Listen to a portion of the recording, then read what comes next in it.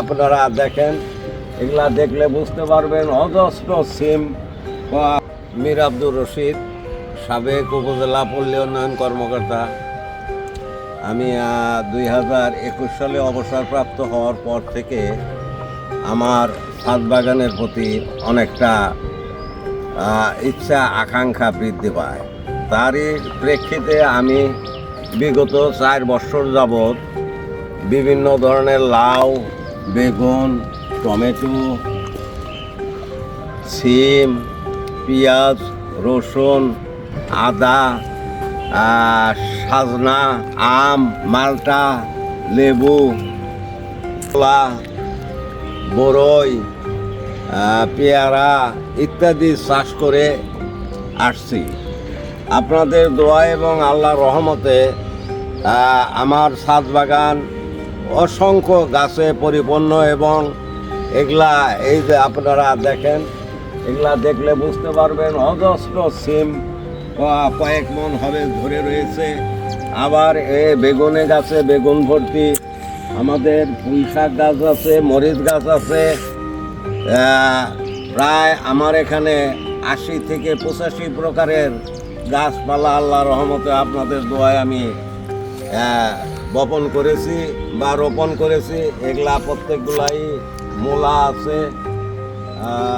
এই যে আপনি যে এই যে 12 মাস যে আপনি সবজিগুলো আবাদ করেন, এতে কি আপনার সবজি কি হচ্ছে এই যে আপনি পারিবারিক ভাবে যে আপনি যে খাবার যে খাচ্ছেন, পারিবারিক ভাবে যতটুকু চাহিদা ততটুকু খাবার দেওয়ার পরেও আমার প্রতিবেশী বা আমাদের ধারে কাছে যে আত্মীয় স্বজন আছে যতদূর তাদেরও আমি সহযোগিতা করি। আচ্ছা, এবং আমি আপনার এই যে বিভিন্ন রোগ টোগ হলে আপনি কি করেন, আপনি কিভাবে বুঝেন?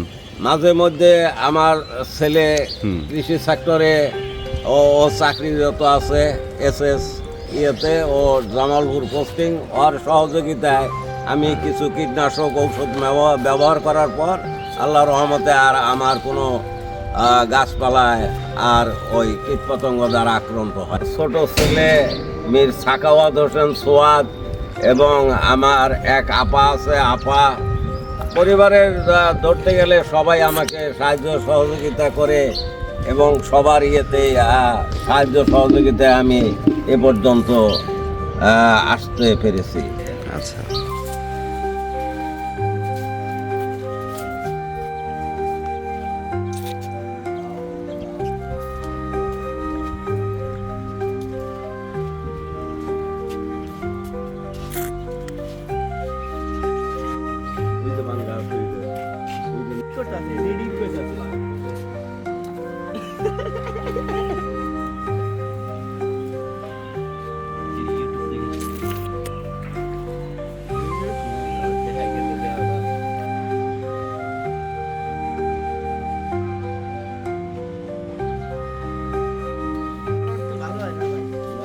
ব্যাকগ্রাউন্ড